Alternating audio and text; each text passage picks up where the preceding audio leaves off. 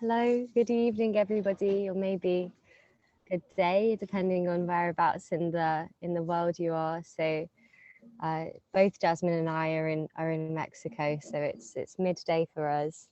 Um, but in that, the Wi-Fi might have some problems with connection. So we also have Ashwin, my colleague from the Psychedelic Society, here with us. So if there are any technical failures because of the Wi-Fi situation, then the lovely Ashwin will take over. Ashwin's also going to be here on the chat, and he will be just posting any relevant links, kind of keeping an eye on everything.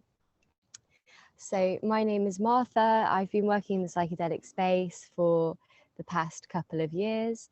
So similar to Jasmine, I do quite a lot of writing work. My main interests are based on harm reduction and trying to put content out there that helps people understand more about the science and safety implications of these substances as we move forward in the psychedelic renaissance.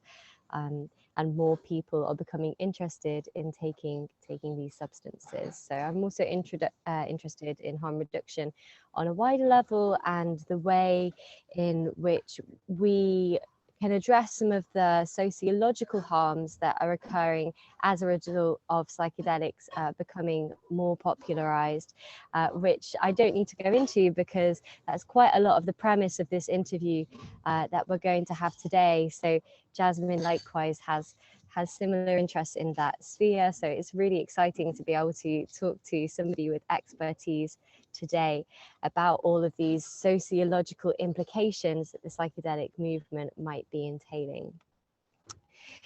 So just before we begin, I just want to do a couple of announcements about the Psychedelic Society. So if you're new to the Psychedelic Society, if this is your first online event, or perhaps you just came across the event, you didn't really know who we are as an organization.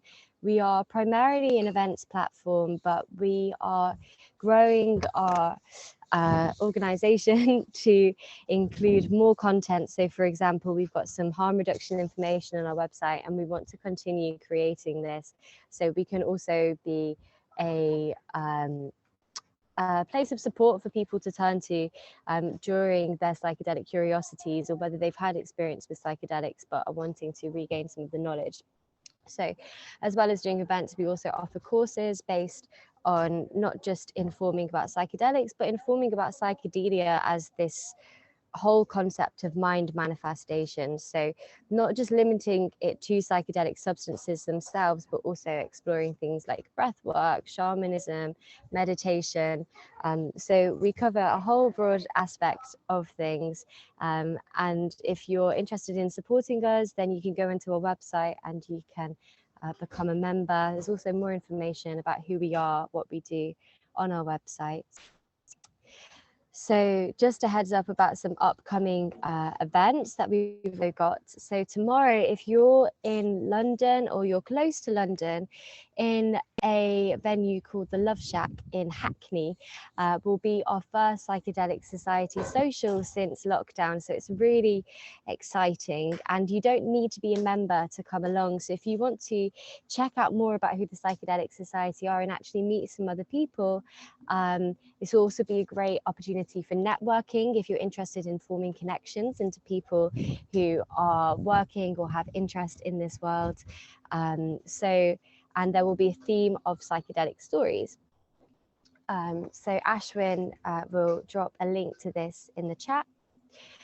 We also have an upcoming event that's going to cover some of the same similar areas to this event. It's another online one, and it's all about ayahuasca tourism. So it's kind of exploring this light and shadow of this of the psychedelic movement, but in particular addressing ayahuasca tourism. And then on, I think that's all I'll give for announcements about the Psychedelic Society for now. But do check out our website. You can check out all our events on Dandelion. And let's begin with the interview. So, Jasmine, it's a pleasure Yeah, to hi. have you here. Before we begin with any of the questions, actually, I'll just do a quick lay down of how this event happened first. Perhaps I should have covered that first. So I'm going to interview Jasmine with some of these topics and questions that we feel is really important to address. And then at the end of this discussion, there will be an opportunity for audience Q&A. So if any questions come to mind, then just bob them on the chat. If you've also got any thoughts and comments that you would like to share, then please do put them along. We don't have as many participants as some of our online events, so this is a really nice opportunity to actually hear what you guys might have to say, because we're not going to have loads and loads of comments hopefully coming on the chat. So yeah, if anything springs to mind that you'd like to share or any questions come up, then do ask them and we can address these after myself and Jasmine have had the discussion. So hello again, Jasmine, and sorry for that little intersection. But do you want to introduce yourself, a bit about who you are and what you do? Yeah, well, first of all, I just want to say how grateful I am to be here, and I'm kind of excited that it's such a small group that we can kind of share and get to know each other at the end, and share our perspectives. So yeah, before diving in, I'd just like to acknowledge, since this talk and this conversation rather is about reciprocity, I'm calling in from the ancestral lands of the Guamares and Otomi peoples. I live in San Miguel de Allende in Mexico. And yeah, I think this kind of, just honoring, who this territory belonged to before is an important part of practicing reciprocity. But a little bit more about me. I've kind of been involved in the psychedelic community kind of broadly for the last maybe 6 years or so, but only really working in the space for the past maybe 3-4 years. And I started by working for a publishing company called Synergetic Press, whom I still work for, mainly doing outreach related to books that we publish on psychedelics, consciousness, and ecology. But I also do freelance writing and write for institutions like Chacruna or Psychedelics Today, Lucid News. So writing journalistic pieces about psychedelics. But my main interest is kind of like sustainability in psychedelics, and looking at how we can support indigenous cultures, and also kind of groups that aren't necessarily privileged in the research that has been going on, so like neurodivergent communities of color, and things like that. So I do writing, but actually it's kind of my main goal to kind of transition to being or practicing as a psychedelic practitioner. So I currently volunteer for an organization called Fireside Project, which since some of you, well, I'd imagine most of you are UK based, it's probably not that useful, but still a beautiful thing to know about. It is an organization, and we offer free psychedelic peer support. So it's a number that you can call or text. At the moment, it's only available for people in the US, and it's expanding to Canada. But it's for people who are actively tripping, or people that are wanting to kind of integrate experiences or process them in some way. And so I've been doing that for the last 6 months. And I'm also doing a master's in transpersonal psychology, because I really believe it's important as we kind of go forward into this psychedelic renaissance, so to speak. It's important to kind of carry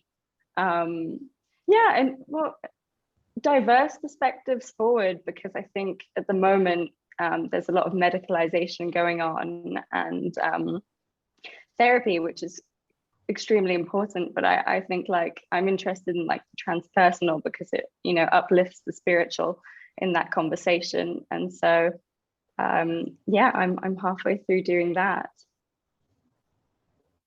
Brilliant. Thank you so much, Jasmine. And what is it that inspired you to work in this field? Where did your interest come from to delve you into the world of psychedelics? Yeah, I love that, you know, within the psychedelic community, our kind of origin stories are so important. And, you know, I think I really love sharing them and listening to other people's in this work. But for me, I think actually it all started from reading a book by Thich Nhat Hanh when I was about 14. And I kind of came across the concept of, you know, meditation and all of these Buddhist ideas that I'd never really encountered. And through my reading, I just somehow I encountered Terence McKenna, and also I think someone was writing about how LSD could make you experience kind of the Godhead, so to speak, or something like that. And so I kind of became curious about these substances from quite a young age. And so I grew up in Cyprus, and I was born there. And growing up there just wasn't much access to this whole world of psychedelics. And so I kind of waited very patiently, and in the meanwhile read a lot about these things. But when I finally went to study in Scotland, I had a big psilocybin experience, actually. And I mean, it was just so beautiful, profound, life-altering, but also very destabilizing in a way that you know, it's kind of hard to explain in such a short time period. But yeah, for those of you that have heard about the concept of spiritual emergency, or if you haven't, it's kind of like this destabilizing experience that can be induced by, you know, psychedelics, or spontaneously, or through a big life event, like, you know, a person close to you kind of passing away, or having a child. But there's so many things that can kind of cause this destabilizing in your worldview and experience. And so I had this really profound experience it shook me quite deeply. And I just felt like, wow, I have to learn about these substances. And kind of, I guess it is kind of morphed into my life path, you know, just learning about them. And my aim for wanting to be a psychedelic practitioner was to support people through these kinds of difficulties, because yes, they are destabilizing, but ultimately they're transformative.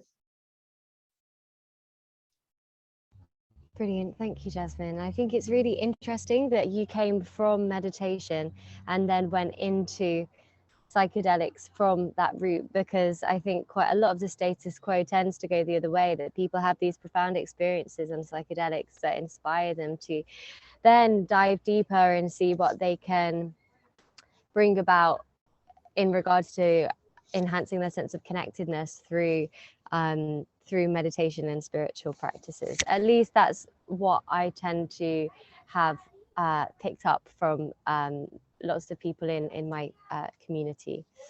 And also, just on the note of spiritual emergencies, I'm going to put a link in the chat to the Spiritual Emergence Network. So if anything Jasmine said about having a spiritual emergency did resonate with you at all, or whether you know someone that you feel perhaps has been through an experience that is in some way similar to what she described, then please do link them with this organization, because they can give you ways to find support and peer support for if you've struggled with a spiritual emergency. Jasmine, I don't know if you know any other organizations as well that can help with spiritual emergency. Yeah, I think this one is the biggest kind of UK based one I know. I think there's the US one is like Spiritual Emergence Network, and there's like Spiritual Emergence Network International or something like that. Yeah. And also, you know, I mentioned Fireside Project as well, for those that, you know, are US based or eventually Canada based. You know, I think being able to call Fireside Project for that kind of peer support, specifically with psychedelic spiritual emergencies, is a way that you can directly reach out to someone that can support you.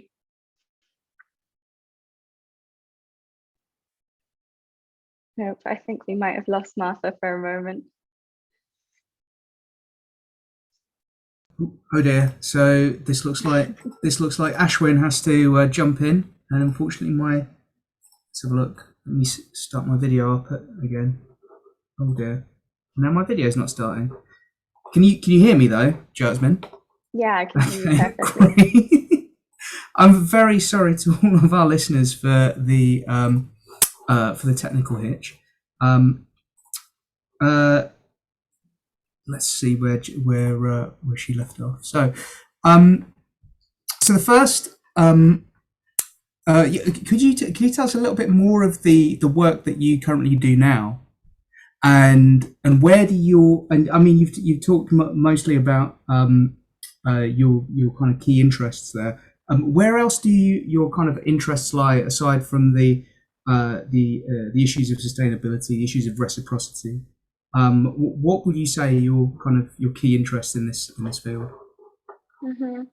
Well, I kind of mentioned, transpersonal psychology, and I feel like with the medicalization of psychedelics and moving forward with psychedelics, in the West or in the global North as a therapeutic treatment, I think there's a lot that's left out sometimes, and I think I want to be in my personal practice and in my advocacy work, I really want to kind of, as I said, kind of uplift the spiritual component of that as something really important and not to be overlooked. And I think it can be sometimes simplified in clinical studies that kind of measure things in terms of like, okay, maybe you took psilocybin and, how is that impacting your depression scores or whatever. It's kind of a reduction of a very complex experience. And I think, sometimes you take a substance and, going back to the concept of spiritual emergency, I think healing is messy. And I think there's in the psychedelic community, there's a kind of emergence of psychedelic chaplaincy. And so there's religious chaplains who are wanting to work with psychedelics. Maybe they're interfaith chaplains, so they're practicing across different religions, but maybe they're also chaplains from specific traditions like Christianity or Buddhism, who are supporting people to make sense of their experiences through those lenses.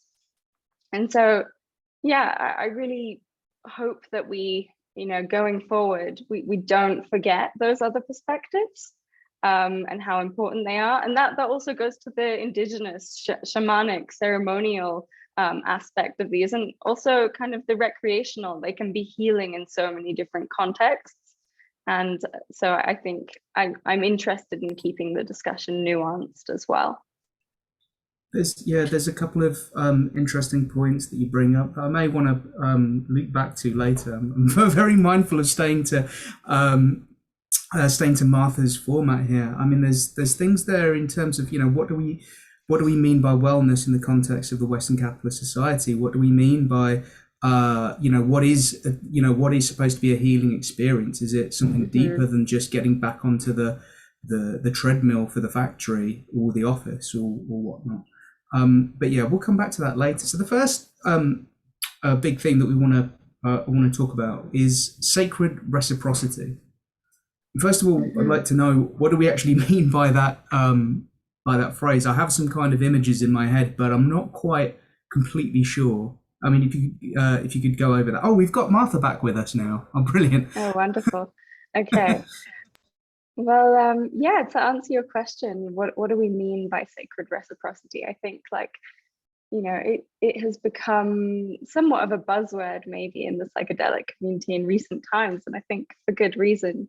But sacred reciprocity kind of recognizes the interconnectedness and the entangled nature of all life, and the fact that everything is an exchange, whether it's a monetary exchange or an energetic exchange. But there, and I think in the context of plant medicine specifically, it applies to how these things are also being kind of commercialized. It applies to how they're being absorbed into Western culture. Taking a practice, if we're thinking about ayahuasca, for example, taking this practice that's localized to the Amazon and then taking it to somewhere like London or New York City, like there's so many more people in that vicinity. There's so much more demand for that specific medicine. And so, you know, there's an exchange, and we're being like, you know, gifted or given these medicines, we're consuming these medicines at a higher demand, well, a higher rate rather, and there's much more demand for them. And I think that, you know, sacred reciprocity kind of recognizes, okay, this is an exchange. I'm consuming something, I'm being offered something. Like, what am I giving back? And this is kind of giving back to indigenous communities, but also giving back to the land which these medicines come from. Yeah, I think sacred reciprocity is also recognizing that, especially in the context of indigenous cultures for whom, you know, medicines like ayahuasca or peyote or iboga, they're ways of life and not just, you know, a kind of a singular healing experience.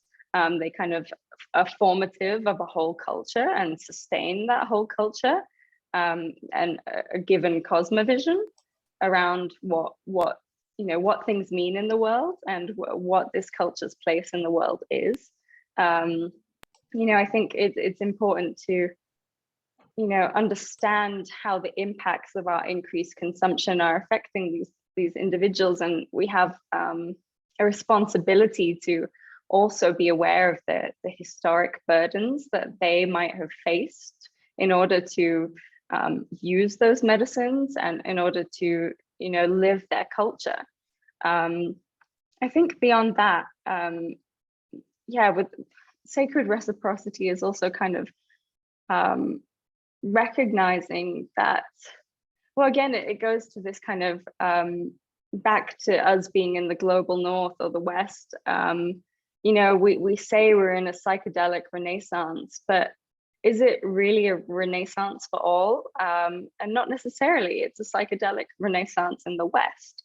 So indigenous cultures have been, you know, using these medicines for hundreds, if not thousands of years in an unbroken way. And they have been the stewards or the custodians of these medicines and are kind of, and yeah, the caretakers. And so, you know, for us to suddenly come and, you know, go to the Amazon, and like you mentioned, there will be a talk on ayahuasca tourism, like this sudden influx causes an imbalance or sudden consumption. So yeah, sacred reciprocity is recognizing that there's something being given, and also something needing to be given back. And I think that giving back comes in the form of awareness. It sometimes comes in the form of like monetary donations. It comes in the form of, you know, supporting indigenous cultures, and also just, I don't know, being good stewards to this planet and the complex kind of histories, cultures, places, and ecologies that come with these medicines. Yeah, it definitely seems that this is the antithesis to the psychology of consumerism, to the and I think there as well you've kind of underlined, I'd say, the beginnings of definitely some thinking of how of the ideology to kind of to counter the ideas of consumerism, that you can take a magic pill to suddenly be cured of all of your trauma, which I know it's what the military complex is aiming to do. But yes, so why? So I mean, I think you've mentioned there the importance of demonstrating reciprocity, and actually, should I Martha, are you should I hand back to you, because this is your talk after all, mate? Are you back? Is everything No, okay? I think I'm back. Yeah, and I think you're doing a wonderful job. But I'm happy to Yes, take back I'm gonna hand this over. back over, because you know I'll get distracted and I'll start talking about the military complex. So Okay. So, Jasmine, you touched briefly on this importance of sacred reciprocity in regards to looking at some of the history and why it's important in that context. And you gave lots of, you know, kind of broad, amazing ways in which we can go forward. And we'll touch on this a bit more, and perhaps some more pragmatic approaches to demonstrating sacred reciprocity. But first of all, just going into the essential nature of why it's something we need to address. Would you be able to speak to the history of marginalization and colonialism and the role that this has played in psychedelics and why this is important when we talk about sacred reciprocity? Yeah, definitely. So I'd kind of mentioned, that idea that we're in a psychedelic renaissance, and that, it's not a renaissance for many different cultures. And so, I think that, one only has to look at, like Spanish conquistadors, like arriving in Mexico in the early 1600s.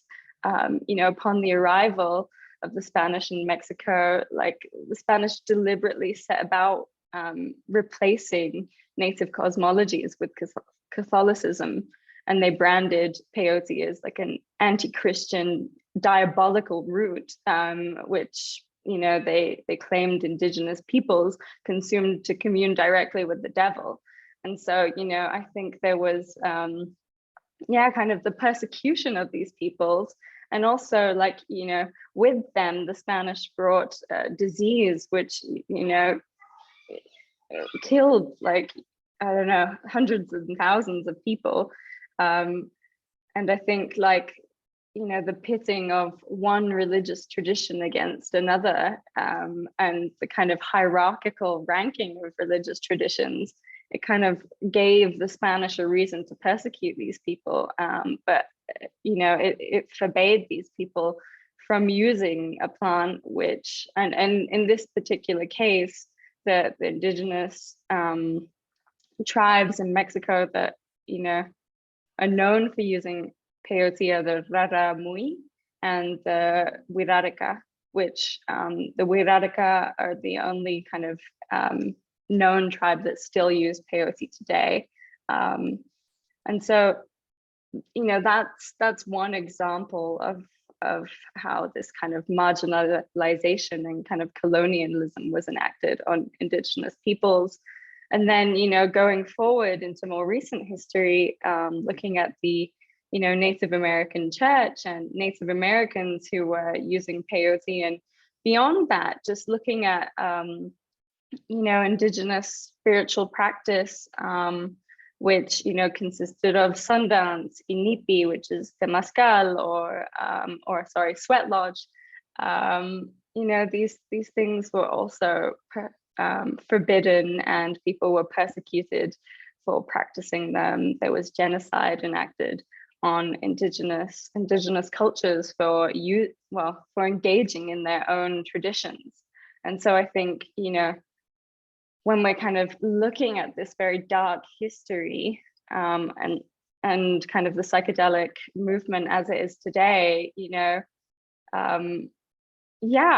a heaviness for me when I think about me using peyote, which I have done, and it's a medicine that I feel very deeply connected to. But on the other hand, I don't know, there's this whole cultural burden and baggage that comes with it. And so it's a question of like, well, who should be able to use these medicines? And I don't think that they should only be used by indigenous people necessarily, but that we have to tread with like a lot of caution and integrity when thinking about them.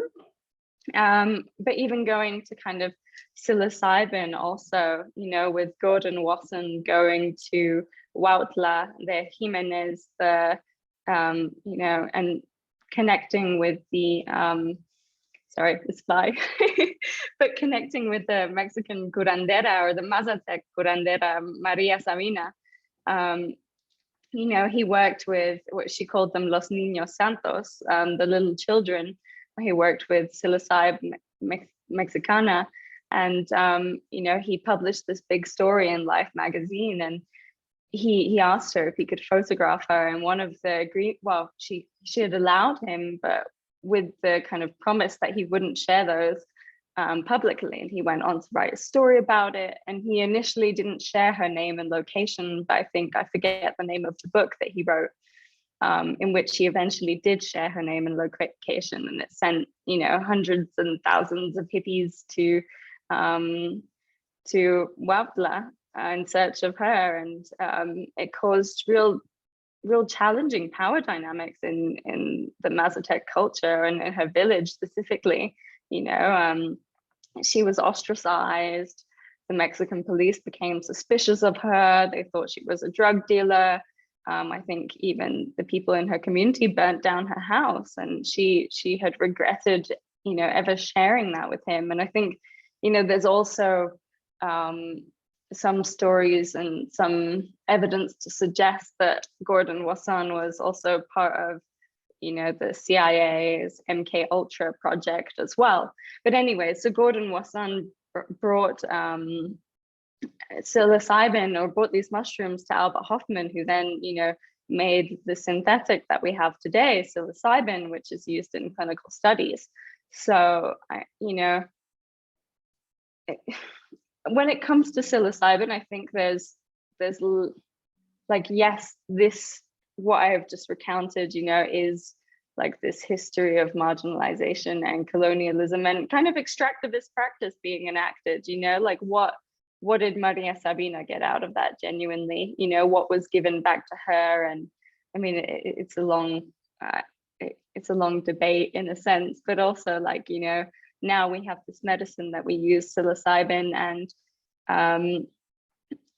I think psilocybin mushrooms have been used world over. There's psilocybin mushrooms that are native to the UK. There's others that grow throughout Europe and in other parts of the world. So, there's also an argument to say that if you're wanting to kind of,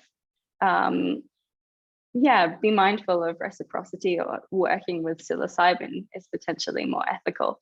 But those are definitely three big examples. And I mean, mentioning ayahuasca and ayahuasca tourism, and just, the people flocking to the Amazon, and the kind of imbalances that brings into play with indigenous communities, and I think it also sets the stage for kind of, we could say, like charlatanism. And some of you might have heard like cases of sexual abuse where people are kind of claiming that they are, shamanic practitioners, but it's merely kind of driven by economic incentive. And so it kind of, it facilitates these very tricky situations.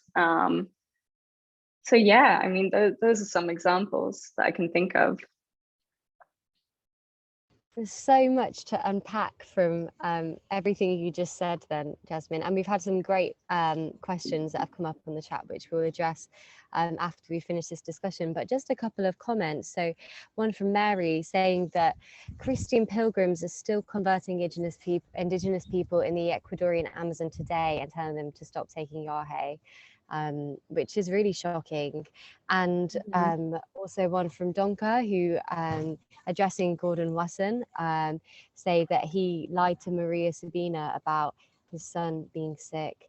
And before I would like to pick up on these examples of psilocybin mushrooms and peyote that you spoke to. I think peyote is a particular interesting one. And would you just be able to kind of set the stage of the issues we see with sustainability of peyote today about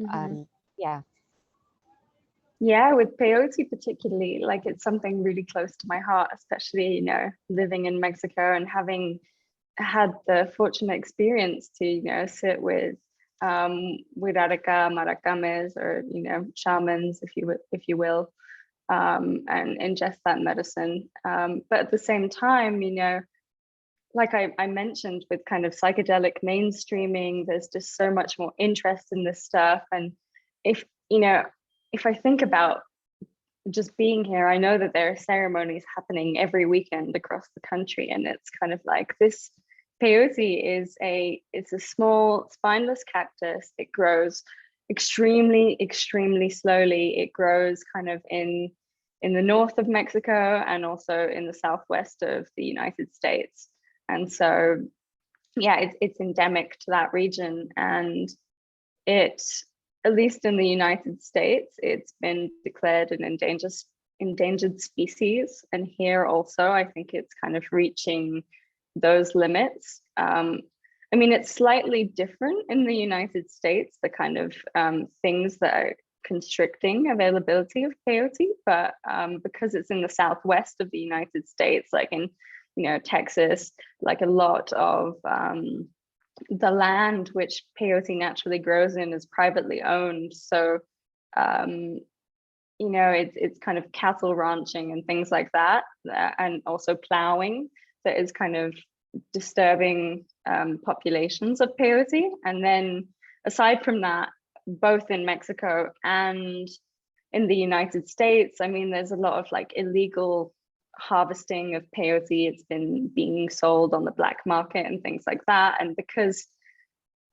there's such a demand, I think there's more incentive to do things like that. And in particular as well, there's a specific way of harvesting peyote that is more sustainable, that allows the plant to regenerate. So essentially, you know, that to harvest it sustainably, you know, like this is a peyote, the root and the top of it comes out of the ground, you kind of cut the top off. But, you know, these illegal harvesters, or, you know, black market harvesters, don't necessarily care about those things either. And so it's kind of plowing the plant from the root.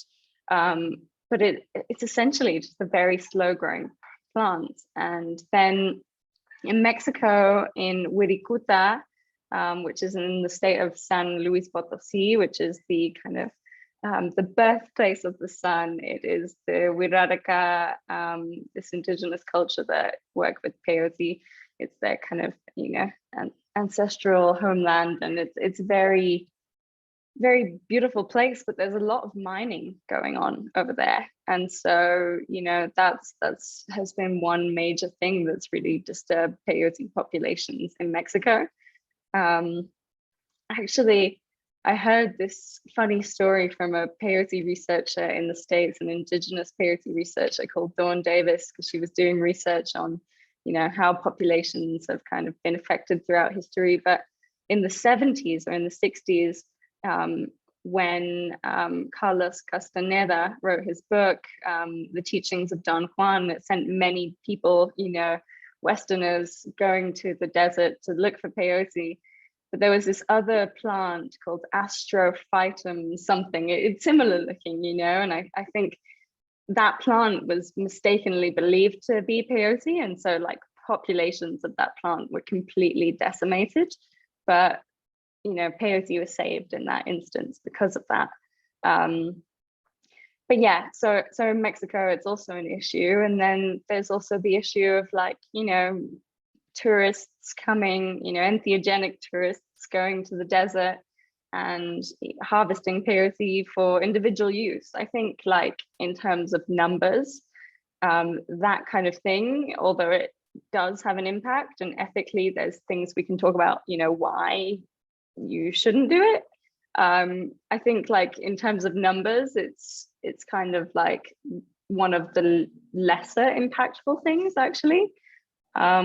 So I think it's kind of the privatization of land, mining, and things like that that are mostly affecting peyote. But I actually have some friends who have an agroecology project going on there now, and they're helping the Wiraraca to buy a big piece of land, which they're kind of teaching them about kind of regenerative practices so that they can be self-sustainable and autonomous, sovereign.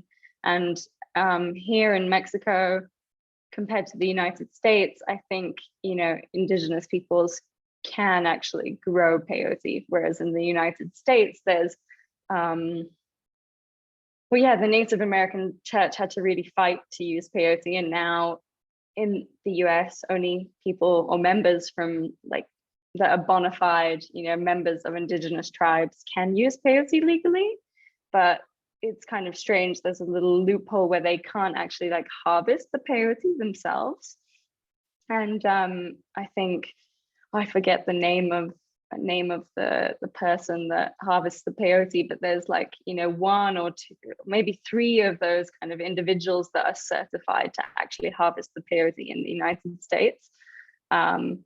And so there's a group called IPCI, I think the Indigenous Peyote Conservation Initiative, who have bought a large stretch of land in Texas, who are also kind of trying to change policy and reform policies so that they can actually grow their own peyote and, you know, have their own ceremonies. So yeah, that's a little bit about the situation and what I know with the sustainability of peyote. But essentially, it's really slow growing. You know, I would advocate, you know, for people who are non-indigenous, you know, don't go to the desert and harvest it. It's really in peril as a plant. You know, some alternatives could be, you know, Wachuma, which is San Pedro, the cactus, you know, that's easy enough to grow by oneself. There's less issues around sustainability. It's not as slow growing. And yeah, I would say also, you know, I think it's a beautiful thing to go to ceremony and experience that medicine also, but it's really important to just be mindful. And I think, you know, I was at a talk with that Chacruna had about a couple of months ago with a man called, I think his name was Tim Tinker, an indigenous man who was just talking about, you know, even when there are indigenous people kind of facilitating medicine ceremonies, like, you know, sometimes they're not authorized by their kind of their larger culture to give those ceremonies as well. And so, I mean, it's just a minefield of ethical issues. Okay, like who should I drink with? How, or, you know, eat with in this case, and how often? And for me, I haven't sat with this medicine in a year and a half, just because I feel very just, yeah, cognizant of these issues. And I think I'd rather sit with other medicines for the time being. Thank you, Jasmine. So I think what I read is it takes 14 years to grow. And stories about the native tribes going on their annual pilgrimages, where as part of that pilgrimage, they, you know, harvest the plant, but they're going and it's not, they're unable to find it, and, you know, and to carry forth with ease a tradition that they've led for thousands and thousands of years. And I think what you spoke to as well was actually some of the issues that we have around these legal grey areas. For example, you know, if we're partaking then in peyote ceremonies in the UK, because it's underground, we don't know where the source of peyote is coming from. Is this something that's been harvested and shipped over, or is this something that's been grown by themselves? And also the person holding that space, you know, do they have that authenticity? Have they been approved, or is it, we know less of these things when it's in a clandestine operation, but then you also, on the other side, when it's completely unregulated, you know, face similar issues, but kind of from another side. So yeah, thank you for all that information. It's so interesting and fascinating, but also disconcerting, and we'll come again to address more about kind of finding more sustainable ways to carry forth this psychedelic movement, where it is becoming more and more popular, and also looking forward in our global ecological crisis as well, because as you spoke to, many of these issues around sustainability of plant medicines aren't just, you know, because of people harvesting the medicines themselves. For example, in, you know, the Amazon, it's actually just quite a lot of human traffic coming over to take part in the ceremonies. That means more land needs to be taken, and it's less just about the harvesting of the chacruna and the other plants as well. So just going to run back to what we were talking about when we were discussing marginalization and colonialism, and whether you think in today's psychedelic movement that these patterns of marginalization and colonialism are in fact repeating themselves today, and it's not just a history therefore we're addressing, it's something that's still happening in today's movement.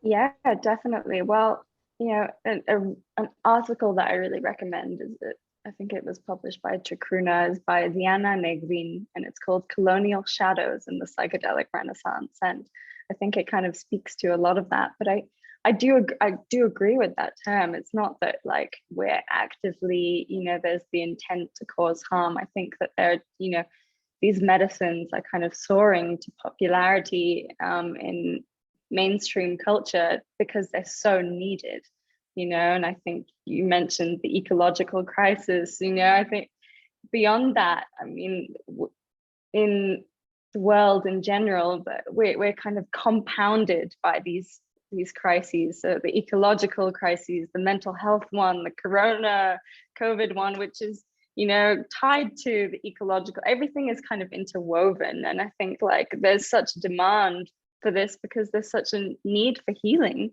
and there's really something missing. And so like, we see this kind of, or potentially in history, this kind of pushing down of indigenous cultures. And I think now there's a kind of like, we're going back to indigenous cultures and asking for help in a way for helping, or asking for help in supporting our journey to just rediscover or excavate what we've lost. But, it's, yeah, I think also it's kind of like these, and I think this can be looked at for conventional medicines as well, like and other pharmaceuticals, like so many medicinal plants come from the Amazon, or or all of these kind of countries in the global south, let's say, and I think in a large way the wealth of the global north has been kind of built on the exploitation of the South. And, in this psychedelic renaissance, who is really profiting off of these medicines? And I think, in the last few years, there's been a lot of kind of big pharma companies jump into this space. And, on the theme of peyote, there was, I read recently like this article from like the Global Newswire, which is some kind of business press release thing. But it was this company that had acquired a pharma company called, I think it was Lofos Pharma, which, for those of you that don't know, peyote, its scientific name is Lophophora williamsi.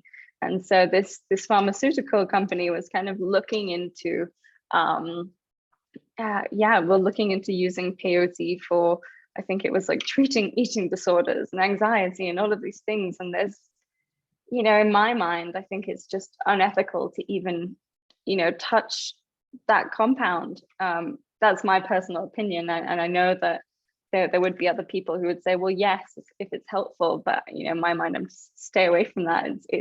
There's just so much baggage and pain that comes with even trying to use that. And then a pharmaceutical company is going to come in and profit from those things. And, I think it can be seen in also like the neo-shamanic retreat context. There are retreats happening all over the world all the time, and some of them charge very, very big amounts of money, whilst throwing out very loose language that kind of, reflects indigenous traditions to some extent. And so I think that those are definitely some ways in which these things are happening today. And like, there's this also tension in the whole kind of psychedelic mainstreaming of like, well, is it even ethical to profit off of something that is sacred? And how much should that exchange be, and who determines that kind of exchange? So I think these are all really, really valuable questions that we as a community need to kind of explore and look at.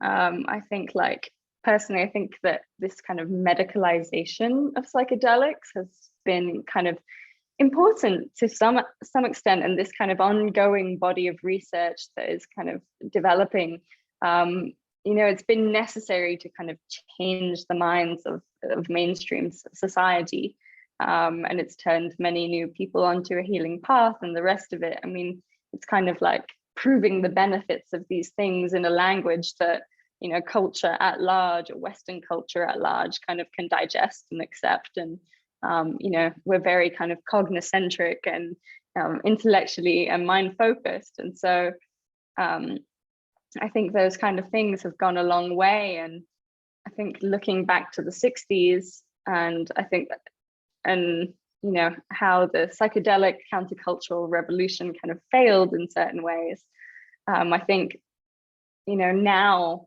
there has been such an emphasis on the research, and it is changing people's minds. But I think it's also including this new demographic of people that are interested, like venture capitalists, and how I think part of the beauty of psychedelics is that they kind of wake us up to the interconnection of all things, and to our place in this kind of living, breathing, storied entanglement. And how are these companies that or retreat centers, individuals even, that are profiting from these medicines, like how are they giving back and not simply kind of reperpetrating an extractivist paradigm when it comes to these medicines? And like, I think I touched on this before, but like, ayahuasca, peyote, kambo, iboga, rapé, I'm sure there are more that I'm missing. Oh, bufo, like 5-MeO DMT, like a lot of these things, like they're plant medicines. They are, healing, but they're natural resources, and how is this demand really depleting those things? And like, what are these individuals doing to, maintain that? And I think going back to what I said before, it's not necessarily like maintaining populations of a plant or a living creature in the context of like kambo and bufo. It's kind of maintaining or allowing indigenous peoples to like have their way of life, but also to a large extent they should be the people kind of having some of the benefits of this kind of renaissance. And so like how can we do that collectively? How can we facilitate that? Do you have any pragmatic approaches on how we might be able to increase the benefit to indigenous people from this psychedelic renaissance? Mm-hmm. Yeah, well, I think fiscally, economically is one way, of course. And for those of you that don't know, the Chacruna Institute set up something, I think, last year called the Chacruna Indigenous Reciprocity Initiative of the Americas. And they have like, I think about 50 different indigenous-led organizations that they've kind of built close relationships with, and they're kind of fundraising and giving.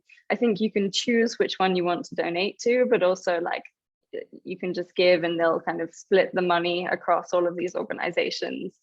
But they're different initiatives that are kind of helping foster autonomy and sovereignty in indigenous peoples. And so I think like that's one way that you can do that, by donating in that way. But also, if you're someone who's been to the Amazon, or if you're someone who's been to, Mexico and worked with these indigenous cultures, it's kind of like, becoming friends, building friendships and allyships, and kind of, aligning oneself with, okay, well, now I know this person, like, how can I support them in their journey and like their culture? And I think one of the signs for me, like if I'm gonna sit with ayahuasca, or if I'm gonna sit with a specific plant medicine in particular, like I want to know from the facilitator or from the ceremony organizer, like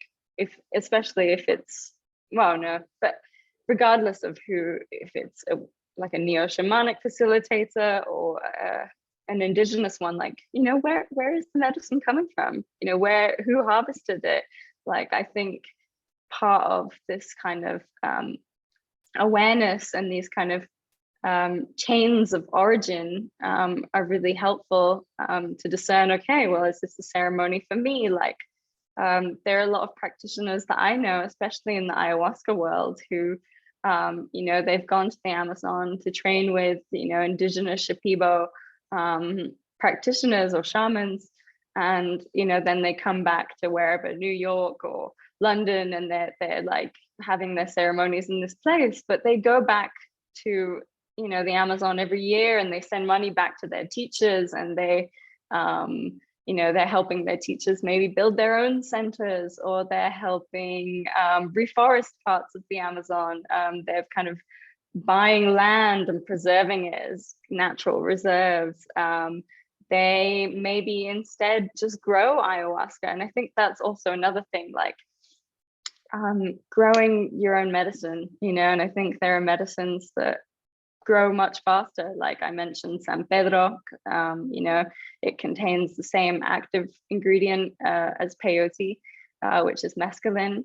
But I mean, it also contains many different other alkaloids, of course, and they're, you know, they all kind of work synergistically in, well, to promote the different healing effects. But still, you know, if you're really wanting to experience the healing benefits, you know, of a particular medicine, maybe growing your own can help. And so I think also mushrooms are one of the more sustainable things to do. You know, they grow really quickly. And yes, as I've mentioned, yes, there is some cultural baggage that comes with them, but, you know, I think they have been used by cultures world over. It's not just by, you know, Mazatecs in Mexico. And so I think also just connecting with your own roots. You know, I am of the perspective that it is an act of decolonization, just becoming familiar with your own body, your own territory, your own, well, yeah, as I said, your own embodiment. You know, I think, as I said, in our culture, we're very kind of cerebral and mentally focused. And so coming back to the body is coming back to the earth and kind of knowing oneself more deeply, and, you know, knowing your ancestry. I think, you know, to some extent, we were all once indigenous, and that doesn't mean to be like a, how to say, yeah, I don't mean to kind of be negating of anything either, but I think it's in this work, it is healing to start to know your own roots and, you know, start to heal that kind of ancestral trauma too. And yeah, I mean, beyond that, I also think that, well, beyond kind of monetary reciprocity, I think that reciprocity is also just kind of a way of being more generally. It can be viewed as like a spiritual path or a way of life, if you like. And actually, yeah, what I've noticed living in Mexico for the last like 3-4 years is that, you know, in these indigenous or even mestizo ceremonies, you know, I go to a lot of sweat lodges or temazcal, and there's a lot of kind of interchange with oneself and nature, you know, just like offering tobacco, or, you know, if you don't have anything to offer, offering a strand of your hair. It's like acknowledging that interchange of energy all the time. Maybe you're under a tree and the tree is providing you shade in the sun, and it's just kind of embracing gratitude and being thankful for those things as well, and just kind of, as I said, just subtly acknowledging the interchange of energies that's going on all the time. And yeah, also, you know, I mentioned IPCI, and I'm sure there are so many other different kind of indigenous-led organizations that you can support and help and things like that. So those are some ways, but yeah, it's important to know where your medicine is coming from. And, you know, I think it also should be like, I guess, yeah, transparency should be encouraged in medicine ceremonies. and beyond the issue of kind of reciprocity and sustainability, like I did write an article a couple of years back called "Not All Ayahuasca is Equal," and a friend of mine who she did this study in which she surveyed, I think, about 50 ayahuasca samples. You know, some, I think her three main groups were like Santo Daime. I think there was like neo-shamanic practitioners and then indigenous practitioners. And she wanted to like assess the quality of the ayahuascas and like the chemical differences. And what she found was that like some of the neo-shamanic practitioners, in fact, weren't using ayahuasca at all. And then some of them, like, you know, they might be a pharmahuasca, which is also fine. And that's, you know, one can say that might be a more sustainable alternative, which comes from, you know, plants that grow natively in Europe, which contain the same chemical compounds. But anyways, this is a different tangent. But, you know, some of them were completely like pharma drugs combined together, and you know, had nothing to do with plant medicine or ayahuasca in the first place. And so I think, you know, asking where your medicine comes from the standpoint of, you know, sustainability is important, but also just because knowing is important. And you know, there are practitioners that also, yeah, just don't know, or you know, I don't know, are practicing in a bad way, in an unintegral way. So that's my advice. Oh, and lastly, actually, I would say is, yeah, commit to learning, and also, you know, just having an awareness of these issues and going into medicine work is really important. At least you know, you're thinking about the ethics of it. You're thinking about yeah, the baggage and the history and the things that come with these people's using these medicines in the first place. I think that is a simple act of reciprocity. And also, I think also like advocacy for drug policy reform in different places as well. I mean, yeah, I forget the exact statistics, but you know, people of color, like BIPOC communities, are like much more likely to be incarcerated for carrying these types of substances. And you know, advocating for reform is really important if we want indigenous peoples still being able to use these substances outside of their, you know, respective countries. You know, I think there are cases in which, you know, the ICES helping, I forget what ICES stands for, the International something of Ethnobotanical something research. But, you know, just helping protect indigenous peoples and people of color in the use of this medicine, and kind of working to understand systems of oppression in your community. Thank you, Jasmine. You spoke to connecting with our bodies and connecting with the, you know, our own kind of practice of what that medicine might bring. And I think in the UK, that's particularly something that's important, when our ancestral history of using native plants to our land is lost in history because of the Roman invasion and the deletion of Druid history. And you know, we don't know for certain that the Druids were using the native mushrooms to our lands in their ceremonies, but it's likely that they may be. So you touched on some important things there about, before you mentioned charlatans, and then you also brought up the concern that some of these medicines that are being administered in ceremonies don't actually contain the plant. So you've got, you know, another form of malpractice there. So what other dangers in regards to malpractice and people's safeties are of concern based upon this psychedelic renaissance that we're facing now? Mm-hmm.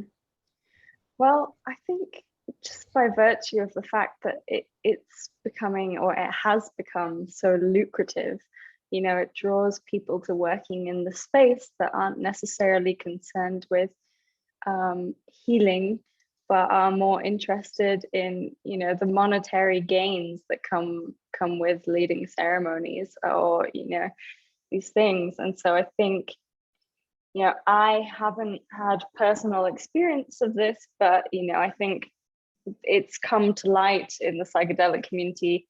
I mean, it's not something new, but it's in a big conversation that has been unfolding recently about kind of the abuse of facilitators and the abuse, I think, of shamans also, and particularly the sexual abuse in that state, I think, is one major thing. And, you know, I've also heard of that in non-psychedelic ceremonies with sweat lodges and things like that, which is, it's really heartbreaking in many ways. But I think, like, it just says, you know, a lot of, for how important vetting is. You know, and I think this is not necessarily my area of expertise, but there are also some kind of resources around kind of sexual harms and plant medicine and you know, advice. Especially, I think Chacruna has like a pamphlet of advice of like things to check for before you're going to a ceremony. And like, you know, if it's the first time going to a particular ceremony, yeah, bring a friend with you if you can, you know, so you're not the only one there. Or I think it's particularly, you know, I've heard a lot of harms happening to people going, especially to, you know, remote regions in the Amazon, and like especially women, and going to practice with a particular shaman, and, you know, you're kind of in the middle of nowhere, so it's kind of, yeah, just being careful with those things. And yeah, I mean, in the European context, or, you know, in the Western context, I think also, like, well, a lot has been coming out around harms in psychedelic therapy and the power that individuals have in that while individuals are in the psychedelic state. You know, we're very suggestible, and there's concerns about, you know, even when consent is consent in the when someone gives consent on psychedelics, it's not necessarily the same as, you know, giving consent in a sober state. And so yeah, it's a big emergent discussion right now. Brilliant, thank you. And yeah, like from that, I was just going to ask what some of your advice might be into, you know, whether you are someone curious in psychedelics, about some of the steps that you might take in order to reduce some of these harms. But I think you touched on them really well, you know, going with a friend. And yeah, if there is anything else that you can think of, then yeah, maybe you could just briefly touch on the next answer for the next question, which is coming back to addressing the indigenous peoples. Before, you mentioned something that I thought was really interesting that I wanted to pick up on when you were talking about extraction of medicine, not just in regards to plant medicines and psychedelic substances, but, you know, pharmaceutical medicines. And in that way, I thought I would ask you the question, what is it you think we can learn from indigenous peoples in regards to healing, not just in the context of psychedelics, but in our broader range of how we address healthcare and how we address healing as a broader picture in the Western world? Mm-hmm. Yeah, I think that's a really beautiful question. And like, for me, you know, even taking like the psychedelic entheogenic component out of indigenous healing, I think there's a lot to be said about the power of ritual and the power of ceremony. And I think it also touches back to, you know, this idea of reciprocity again, because for me, like, most of my ceremonial experience, you know, outside of plant medicines, has been with sweat lodges. And for those of you that don't know what a sweat lodge is, you know, it's both a Native American tradition, but in Mexico it's called temazcal. And, you know, it's usually a structure built of these kind of branches, traditionally covered, by kind of animal skins. I think for the Lakota, it was covered by buffalo skins. And here, you know, nowadays people cover them in blankets, but there are also more permanent structures, but it's kind of meant to, you know, symbolize the womb of the earth, let's say. And there's a hole in the middle, and there's a, you know, sacred fire outside. And the fire is heating up these volcanic rocks that are then taken into the sweat lodge, door by door or round by round. So depending on the specific tradition, you know, I think Native American traditions, it's four rounds. In Mexico, there's so many different traditions here, so it's hard to say. But you know, just the power of, for me, it kind of feels like, and I've never really been a religious person, but it kind of feels like going to church, like in a sense of like there's community, we're coming together in an intentional way, and you know, giving thanks for things in our life, giving thanks to the earth, the elements, and just kind of that conscious recognition of these things in a communal space is really healing. You know, and that's without psychedelic medicines. And I think even take away the sweat lodge without that kind of, you know, because it does promote an altered state of consciousness, you can say. But even without that, I think just the coming together in a ritual container of any form, you know, and this goes back to leaving offerings for the earth in the form of whatever you have to offer, essentially. And you know, here it's also really common for people, you know, for example, after a ceremony, before you break your fast and eat something, it's really common to kind of give the fire the first piece of that thing. You know, you're going to eat some chocolate, but no, you give it first to nature. And I think like just these small actions and these small interactions that kind of are participatory and relational. I think like indigenous cultures have not, you know, lost their separation from nature, you know, and this is,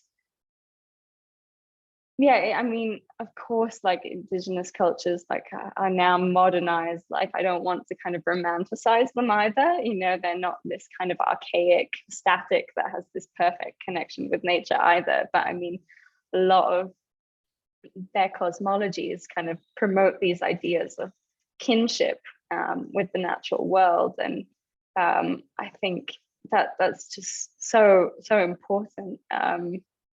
You know, to kind of recognize that. And I mean, it also goes back to transpersonal psychology and just mainstream psychology and science even, because, I've said this a few times, but, you know, in our culture, we have this kind of cognocentric bias, and, you know, we come from these materialist reductionist perspectives. And I think like opening up the portal to other epistemic realities, other ontologies, you know. And I think like indigenous cultures, you know, have a different way of perceiving like the beingness of things in general, you know, like, and that it's embedded in languages. I think like Robin Wall Kimmerer and her beautiful braiding sweetgrass was writing about just the way, you know, in English we refer to a bird or a plant as it, but, you know, and it kind of reduces that thing, you know, that thing into a thing, as opposed to giving it personhood. And I think like there are different indigenous languages that kind of attribute that personhood to birds, to plants, to the soil, to all of these different things. yeah, and I think just bringing the spiritual component, bringing the mystery back into these medicines, you know, I think also within the context of psychedelic science and just science in general, like there's an impetus, you know, for Western culture at large to want to know everything. And I think, like, you know, the ceremonial use of these plants just reminds us, like, it's a mystery, and like it's beautiful. It's a sacred mystery that we can, yeah, find meaning in and power. Thank you. And it's such a fascinating insight, really, you know, to what degree is the healing from the actual medicine itself, from the chemical compound, or is it, you know, to be in that ritual and to be in that community and to even just, you know, take some time off your phone and like not be sat behind a computer all day and connect to something deeper is definitely a really interesting thing. So we'll come on to the Q&A soon, but there was something that I really wanted to pick on, something you said much earlier when you addressed a failure of the 1960s revolution, the 1960s psychedelic counterculture, sorry. And I was wondering, why is it you think that this 1960s countercultural psychedelic movement in the West was a failure? Mm-hmm. Yeah, I think, you know, it was a failure in the sense that there was too much focus on just the visionary states and the expansion of consciousness without really grounding that in anything.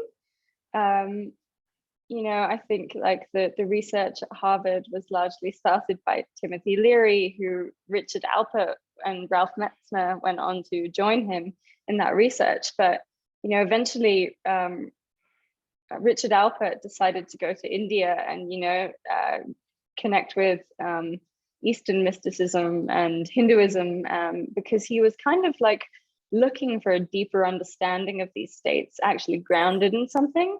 And he actually talked about what he called the trip trap, and you know, he kind of disconnected himself from that whole group for a while because, you know, it was just kind of this attainment of these expanded states of consciousness and kind of this attainment. But, you know, I think for Richard Alpert, who later became Ram Dass, you know, this a guru, you know, he wanted to find out how one could live in that state, and not, you know, not in the highness of it necessarily, but just in the mystery, in the magic of that state, and how one could bring that back down to earth. You know, I think nowadays in the psychedelic renaissance, there's a big focus on integration. And I think it's probably like thanks to that, you know, first time round, you know, there really wasn't that much integration. And if there was, it was like specific kind of individuals that kind of took those teachings to a different level, like, you know, Ram Dass or Ralph Metzner went on to do a lot of psychedelic research and write many books about kind of eco-psychology and things like that. So I think that's one of the fundamental learnings, that we have to actually like, you know, sit with the medicines, but then integrate and kind of bring it back down to life. And I mean, even today, I see people kind of just going from ceremony to ceremony. It's kind of like there's a yeah, just the chasing of experiences and chasing of kind of these highs, but how are they actually changing us? Yeah, and I think I also mentioned it earlier that, you know, in my view, just kind of the boisterousness of Timothy Leary, who, you know, I don't necessarily like disagree with what he did, but it was kind of like he, you know, wanted to disrupt or break down culture, and kind of just was the way in which he was advocating, like, to, what is it, turn on, tune in and drop out, or, you know, it's kind of like just this very like anarchistic perspective. And I think identifying something important, that yes, something was broken with the system, so we should create a new one or just abandon that one. I don't think we should abandon it though. And I think like, the people who are doing a lot of psychedelic research, like, and really, like they want to change the system from within. And I think for me, there's kind of like a beautiful balance to be had between the two things, because I do think, yes, these things kind of break the system, but I don't think we should just kind of like make ourselves devoid of responsibility, like stop showing up to work, stop showing up as a parent, or, all of these different things. Like, I think, we're social creatures, and, going back to the importance of community, like, like how are we showing up for the rest of the world? And so from my perspective, and this is just my personal journey, but, psychedelics and plant medicines have just made me want to make my life kind of an act of service. And I think like it's just an important thing to kind of think about, well, how are we showing up for ourselves, and how are we showing up for others, and how are we showing up for, and when I say others, not just people, but, plants and nature itself, or herself, I should say, and so I think one of the major learnings from the 1960s countercultural revolution is kind of like responsibility and integration. And I think people are also wanting to change the system from within. Doesn't mean that it's perfect. I don't think it is. There are so many things that have come with like the medicalization of these things, like I mentioned, psychedelic pharma or venture capitalism, or just the profiting of these medicines. Like, nothing is really black or white. Brilliant. Thank you so much, Jasmine. I think those were really, really wise and wonderful words to end this formal discussion on. And I just want to give a huge gratitude for each answer. There's so much richness and so many points that I want to follow up on, but obviously I'm aware this is a time constrained event. But thank you so much for bringing all your wealth of knowledge and compassion to every answer. The way that you address Indigenous people and these substances is really, really inspiring.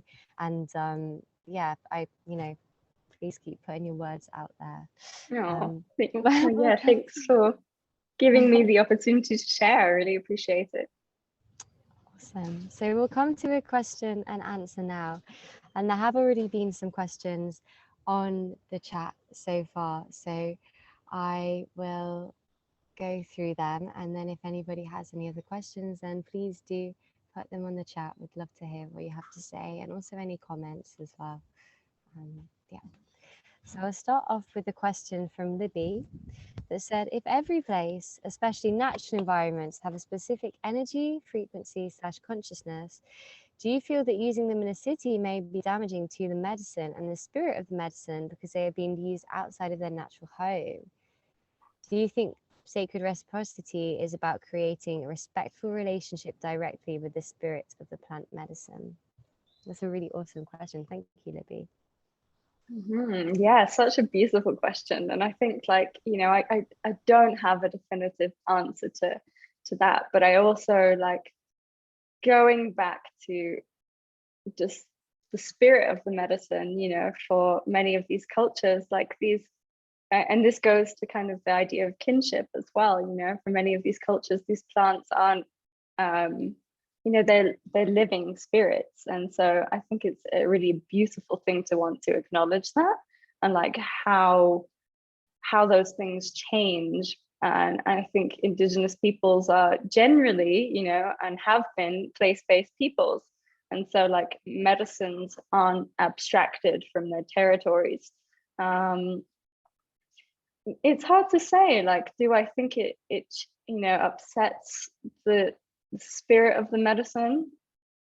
I don't really have a definitive answer to that, because I've experienced ceremonies in cities that have been really vital and healing, and well, yeah, and this is with indigenous practitioners, but I don't know. I also think there's something to be said and a different energy expressed when those medicines are kind of experienced in relationship to the place from which they originate. I think, for those of you that have grown your own medicine in the past, there's a completely different relationship to ingesting that substance. So yeah, I'm sorry, I wish I had a more definitive answer, but I think I'm of the belief that there is, definitely something energetic going on underneath the surface. And, I have thought about also the spirit in which these things are harvested as well. I think especially for something like bufo or 5-MeO DMT that comes from the Sonoran desert toad, it has to be, and the same with Cambo, these creatures have to be kind of stressed to excrete these visionary fluids. So I think how sustainable is that, and what kind of impact is it having? And in that context, especially with bufo, is synthetic better? And the kind of divide between synthetic and natural is also kind of blurred if you're someone who believes about the power of intention. And I think that even though these synthesized things might not have plant spirits themselves, they're also imbued with the intention of the chemist and the person kind of creating that thing. And so if you have a chemist who's really putting good intentions and putting all this energy into creating that substance, what I'm not sure, but yeah, I hope that answers your question to an extent. Yeah, Libby's just put on the chat, can I ask you a follow-up question to this? So of course. So go ahead, and you can type it, or if you'd like to just come online and ask, then you're also more than welcome to. Nice to see some of your faces. Thank you, guys. I hope you don't mind me talking, just because it's a bit easier than typing. And I just wanted to say as well, thank you so much for giving such a thoughtful talk. It's been really lovely.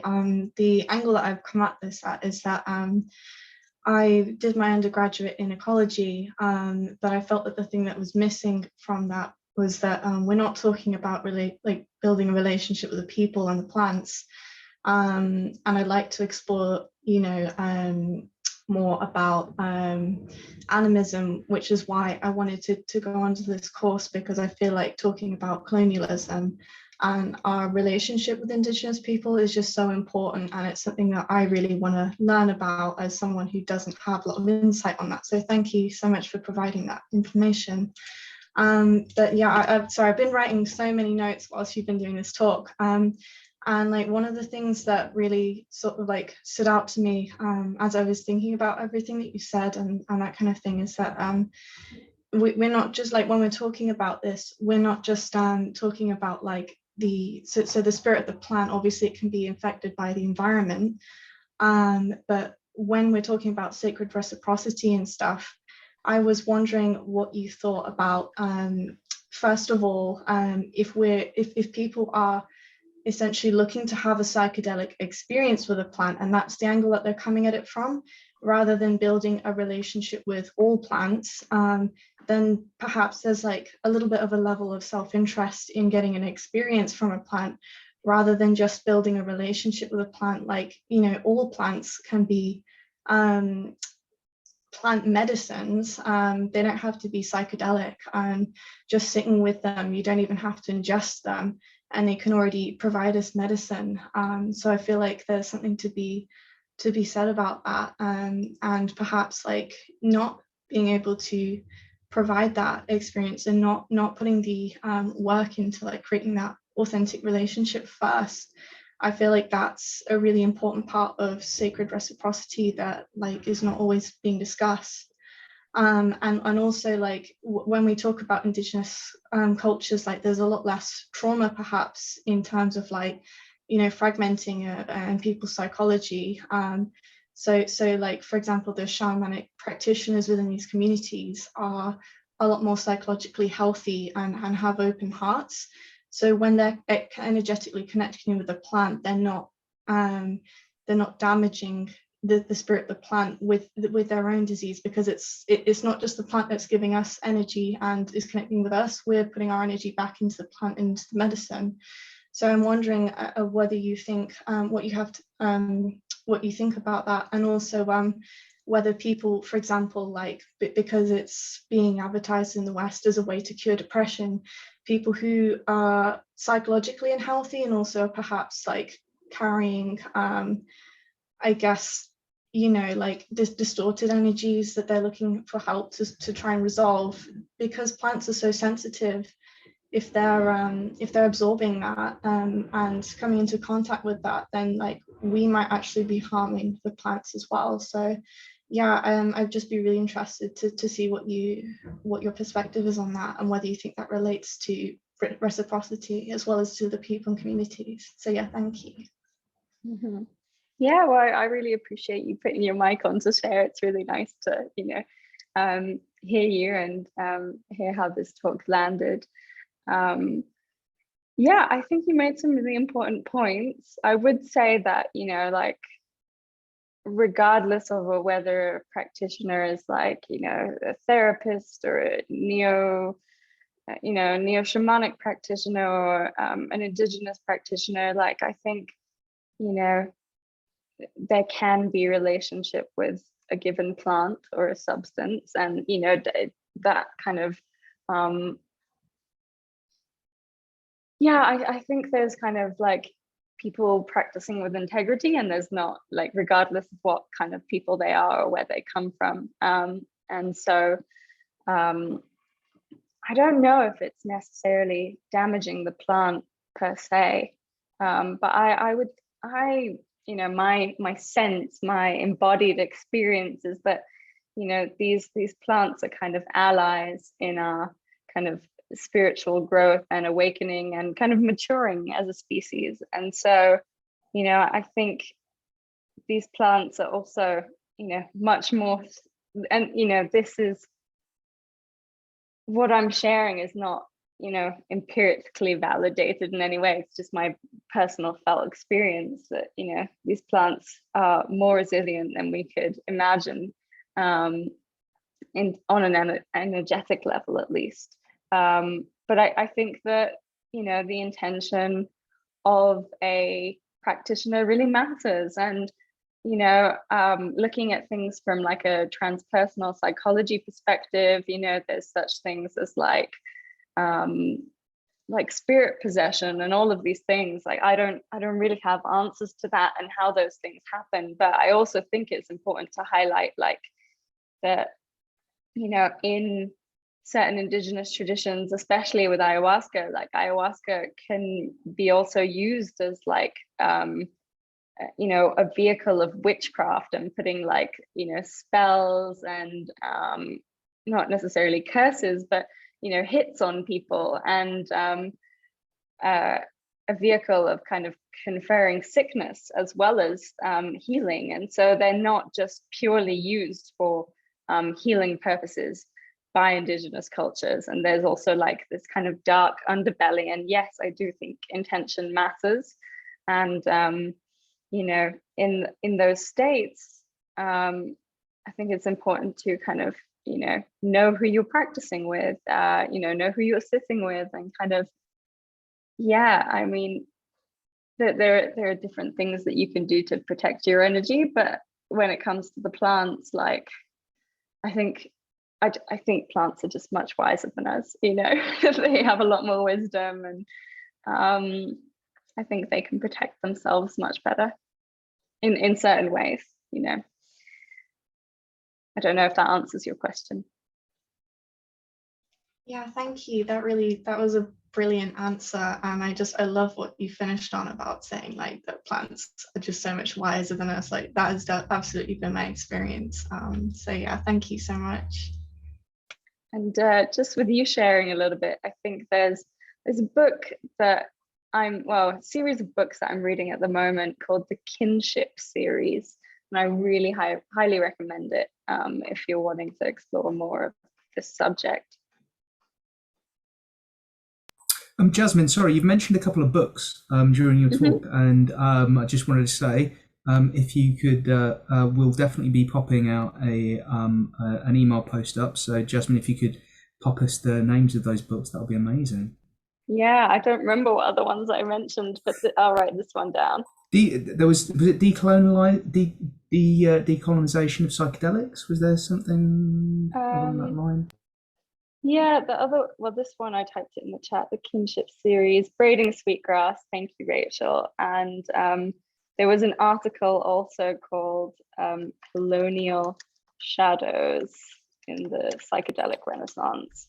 That was the one. Yeah, by Diana Negrin. And that one you can just find online freely.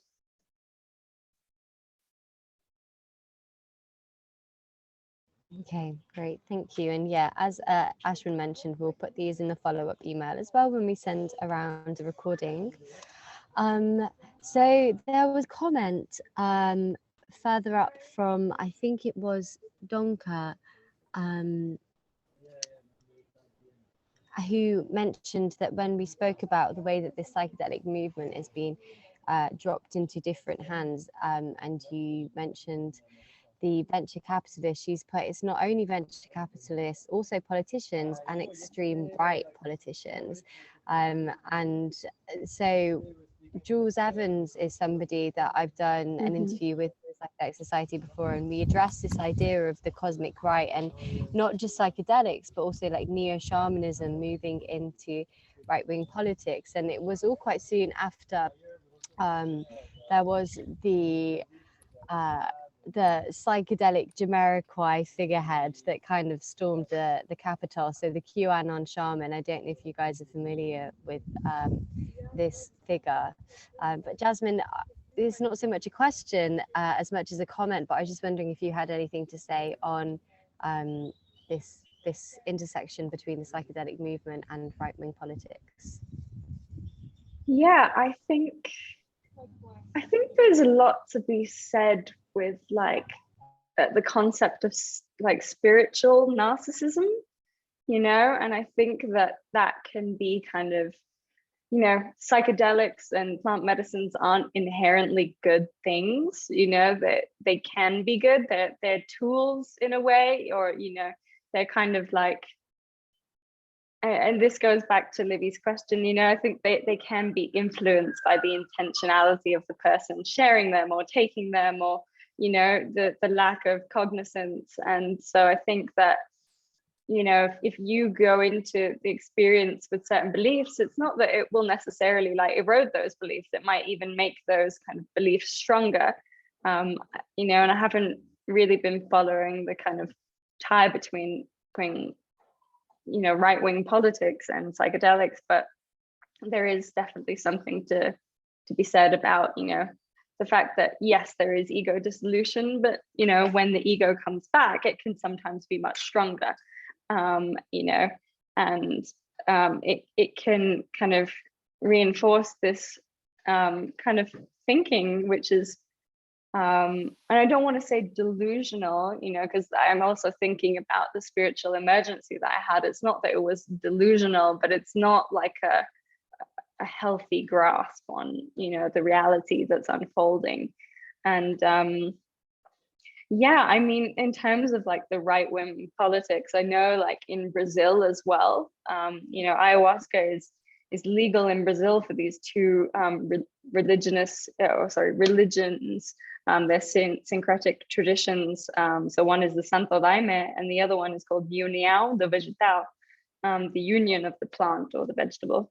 And so with Santo Daime, not Santo Daime, but the other one, União do Vegetal, like a lot of the mestres, a lot of the, I don't want to say priests, but the higher practitioners, are right-wing politicians, and they're like high-ranking officials in the Brazilian government, and they had ties to like Jair Bolsonaro and things like this. So, you know, it just goes to say that, you know, these substances like aren't inherently good things. And well, yeah, that is what I have to offer on that.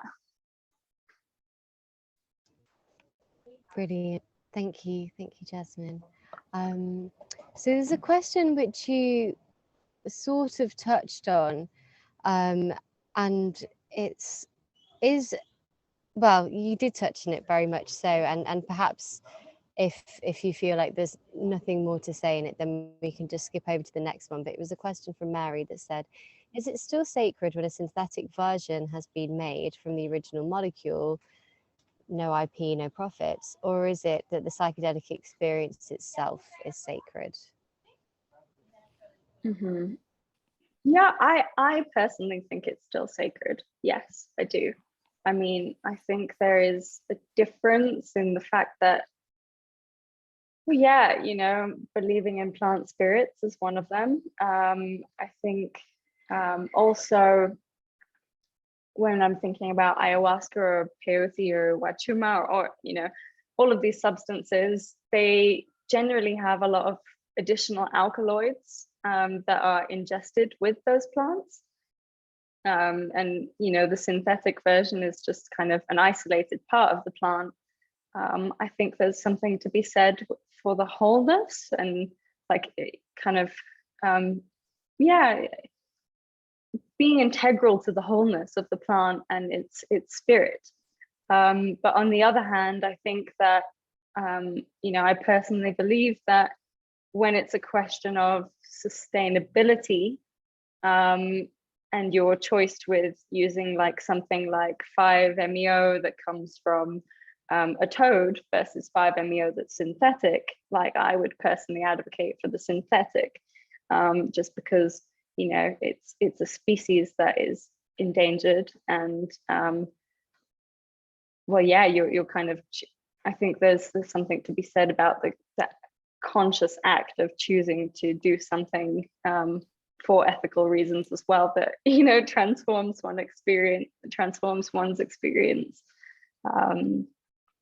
So yeah, and as I said before, I think that, you know, the intentionality, if you're someone that believes in kind of, you know, the transmission of energies and intentions and all of these things, like the intentionality that goes into either creating that substance or, you know, like putting that substance on an altar and, you know, kind of including it in whatever kind of prayer or ritual that you have, you know, that you're kind of enacting, can really, really change the experience also.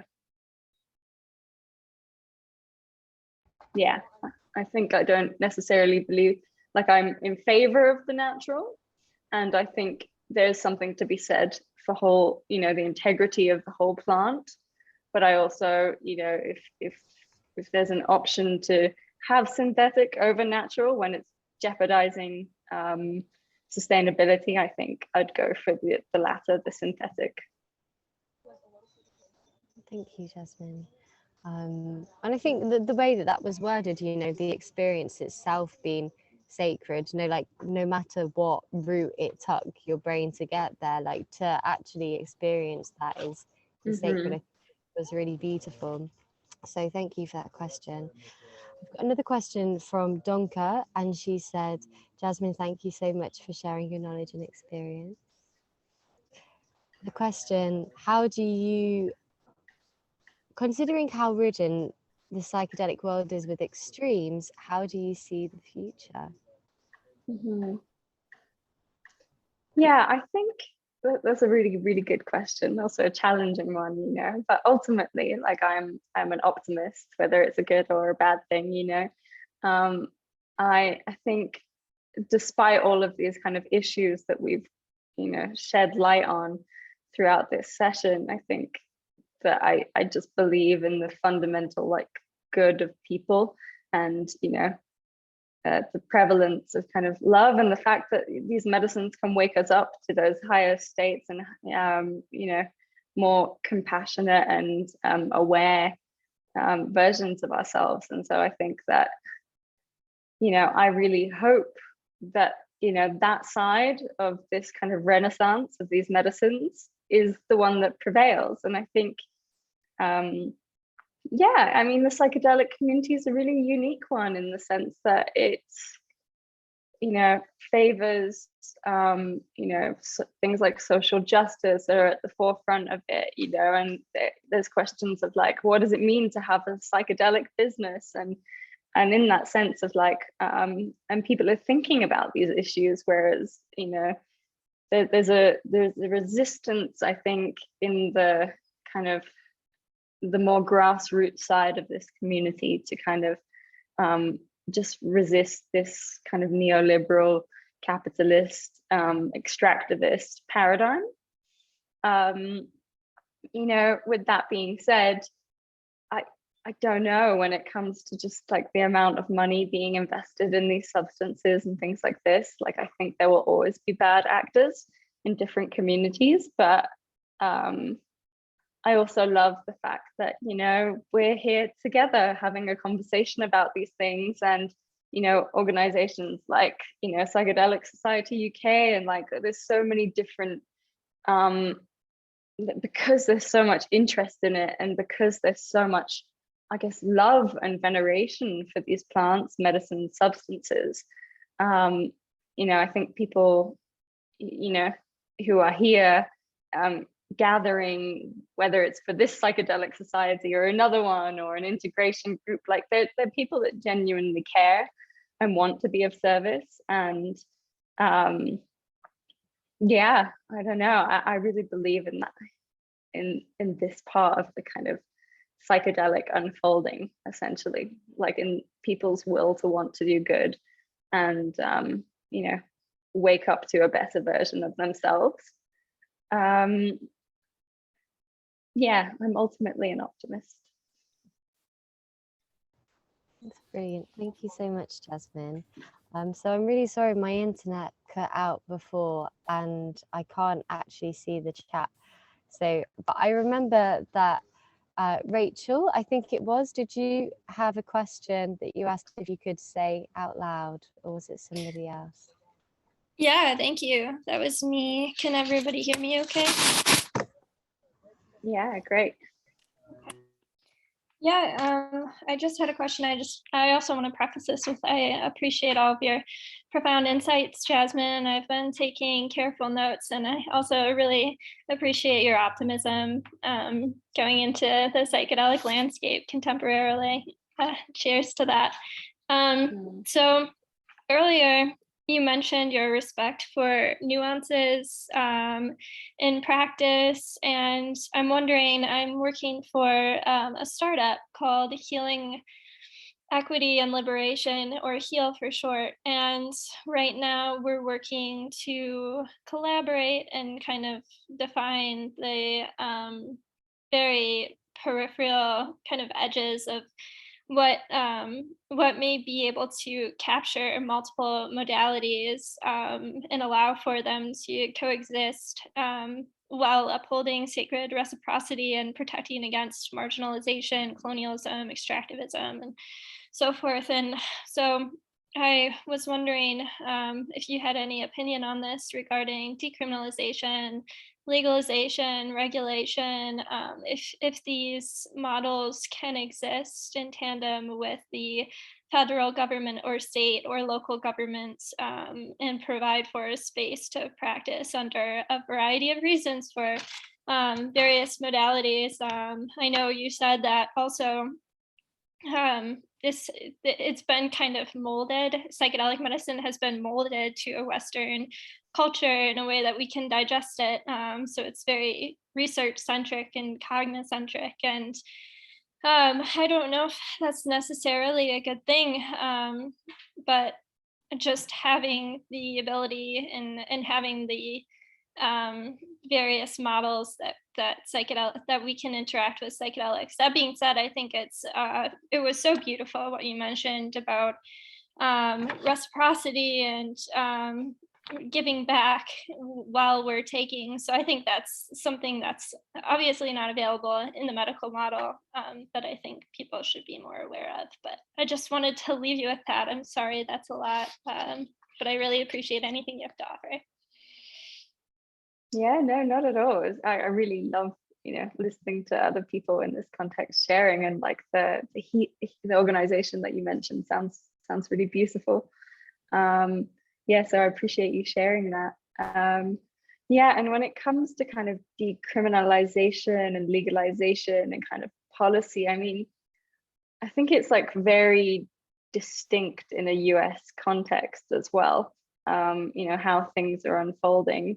And like, I don't profess to kind of understand all the intricacies of it, but I think things like, Measure 109 in Oregon are really like, and I know it's kind of experimental and it's kind of unfolding and being kind of decided slowly as it unfolds. But I think like things like that make it so that you don't necessarily have to be a therapist to practice with psychedelics.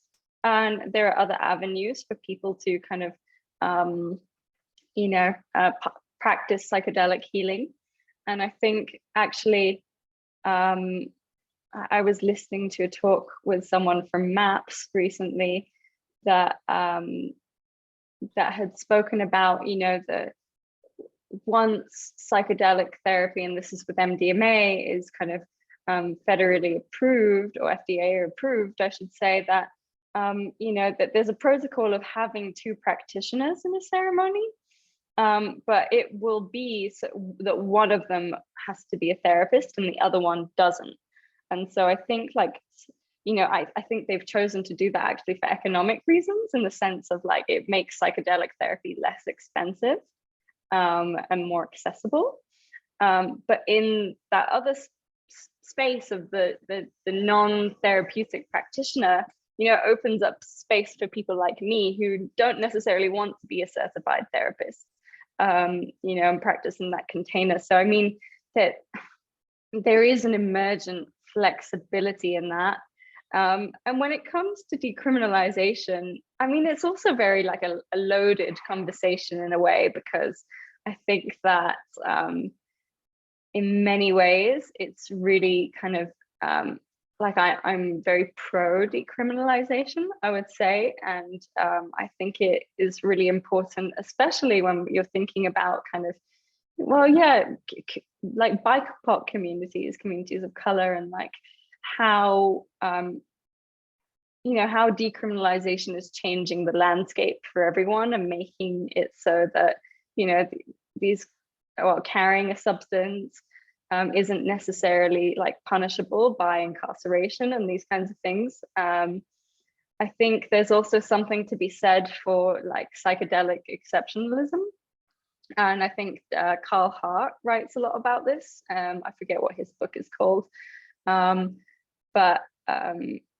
Yeah, just the kind of view that psychedelics should be criminalized, but then it kind of like puts, what do you call it? Like a value distinction between psychedelics and other drugs. And I mean, there's a whole conversation emerging there that kind of marginalizes users of other substances. And so like, how to navigate that as well. And then touching upon the decriminalization and, indigenous perspectives, I think there's been like a whole unfolding conversation that has happened because I forget what branch of decrim nature it was. I think it was a California-based one. I want to say Santa Cruz, but I'm not sure. There was a big kind of issue where, they included peyote in their decriminalization ballot. Okay, Oakland, thank you, I appreciate that.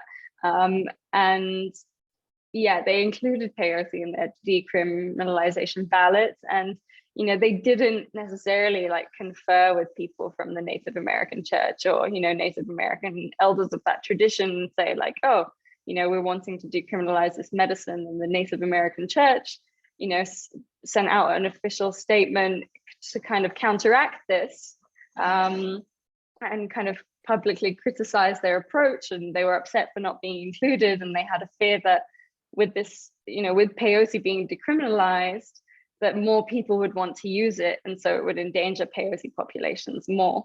And so there was a pushback, and actually it wasn't handled very tactfully either. you know, the response was, instead of you know, taking it off the ballot and getting support from the Native American church, you know, this group went to there's a family here in Mexico, I think her name is Susana Valadez, and she married a Huichol, or married a Wiraraga, you know, individual, an indigenous individual, and her children are like half indigenous. And, you know, I think they kind of aligned with her, and she's done so much for Native culture, well, you know, Wiraraga culture here, but, you know, they kind of said that they had got the approval of this indigenous community in Mexico that works with peyote, when they really hadn't, you know. And so they started calling it peyotl, you know, in the Nahuatl term, as opposed to peyote in there, and it was quite offensive to the Native American church. And so like and you know, other branches of DCRIM apologized and changed their ballots, but you know, this one kind of went aggressively ahead, or pushed aggressively forward. And I think to the point where like there was another misunderstanding recently, which I think I haven't really delved into deep enough, but also like the pushback from the Native American church has resulted in both peyote and Wachuma San Pedro getting taken off, you know, DCRIM initiatives. And that wasn't the intention, but it's like now all mescaline containing cactuses aren't decriminalized. So there's like a whole other discussion, you know. Anyway, so the point is it's not really a simple thing also, you know, because of the cultural baggage that come with these plants. Don't know if that answered your question. No, thank you. I really appreciate it. Thank you for the question, Rachel. And again, thank you, Jasmine, for your amazing in-depth answer. So much food for thought here.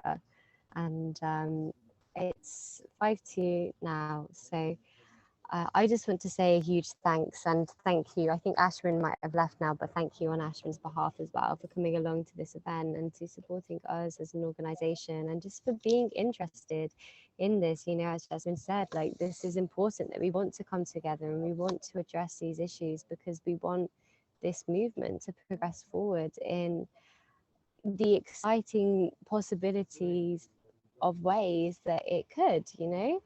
And Jasmine, so much gratitude for sharing your wisdom and for coming along to this interview. It's been really, really amazing to hear everything that you have to say.